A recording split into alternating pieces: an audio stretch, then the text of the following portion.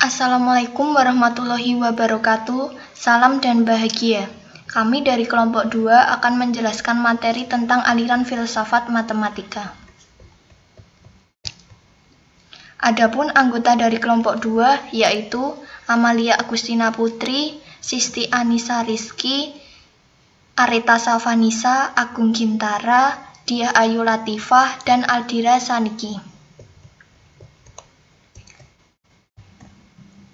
Topik yang akan kami bahas adalah yang pertama, aliran Platonisme, yang kedua, aliran absolutisme, yang ketiga, aliran logisisme, yang keempat, aliran intuisionisme, yang kelima, aliran falibilisme.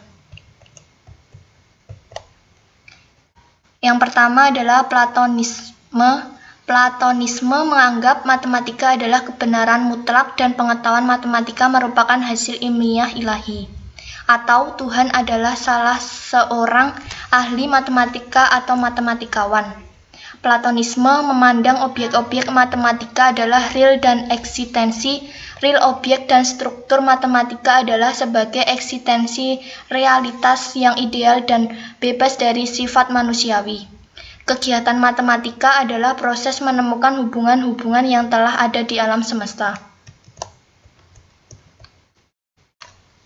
Platonisme juga berpandang bahwa manusia dan Tuhan dapat mengidentifikasi objek-objek abstrak, mengenal ruas garis atau himpunan.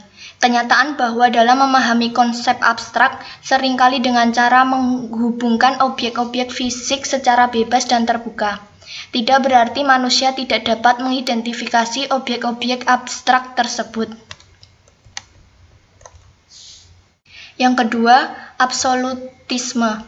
Pengetahuan matematika terdiri dari kebenaran yang sudah pasti dan tidak dapat diubah kebenaran yang bersifat absolut atau mutlak.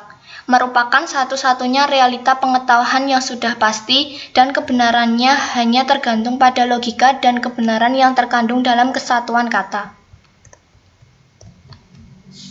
Munculnya aliran absolutisme dalam matematika dipicu oleh adanya perbedaan setidaknya dalam dua hal berikut.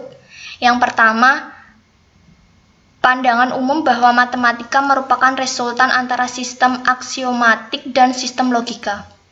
Kedua, terjadinya krisis landasan matematika yang melanda pondasi teori himpunan dan logika formal, membawa matematikawan mencari landasan filsafat untuk merekonstruksi matematika agar diperoleh landasan yang lebih kokoh.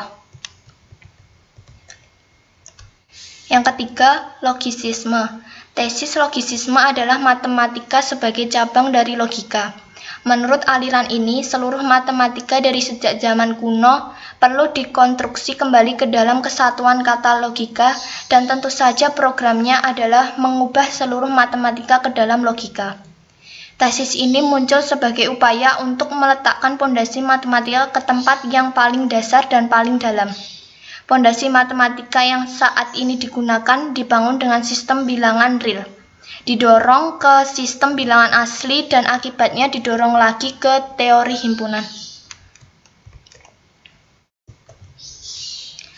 Bertrand Russell berhasil memperlihatkan bahwa dua buah klaim aliran logisisme berikut dapat diselesaikan dengan logika, yaitu yang pertama, seluruh konsep matematika secara mutlak dapat direduksi ke dalam konsep logika tercangkup dalam konsep teori himpunan atau beberapa sistem yang kekuatannya sama, seperti teori tipe, dan yang kedua, seluruh kebenaran matematika dapat dibuktikan dari aksioma dan aturan-aturan inferensi dalam logika. Intuisionisme. Intuisionisme adalah aliran filsafat dalam tradisi Kant bahwa semua pengetahuan manusia diawali oleh intuisi menghasilkan konsep-konsep dan diakhiri dengan ide-ide. Menurut aliran ini, matematika tidak akan dapat seluruhnya dilambangkan. Berpikir matematis tidak tergantung pada bahasa tertentu yang digunakan untuk mengungkapkannya. Pengetahuan dari proses matematis haruslah sedemikian sehingga proses ini dapat diperluas hingga tak terbatas. Tesis aliran intuisionisme adalah matematika harus dibangun semata-mata atas dasar metode konstruktif finite atau dalam sejumlah langkah yang hingga dengan dasar barisan bilangan asli yang diketahui secara intuitif. Kekurangan lainnya, matematika intuisionis dianggap sebagai kurang kuat dibanding matematika klasik dan dalam banyak hal jauh lebih rumit untuk berkembang. Kelebihannya, metode intuisionisme diyakini tidak menghasilkan kontradiksi. Yang kelima, falibilisme.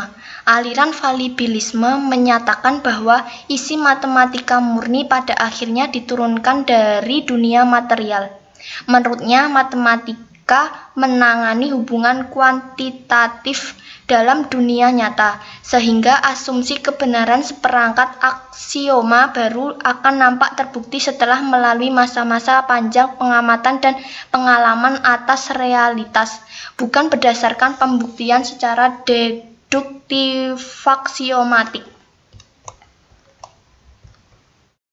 Sekian penjelasan materi dari kelompok 2, semoga bermanfaat. Terima kasih. Wassalamualaikum warahmatullahi wabarakatuh.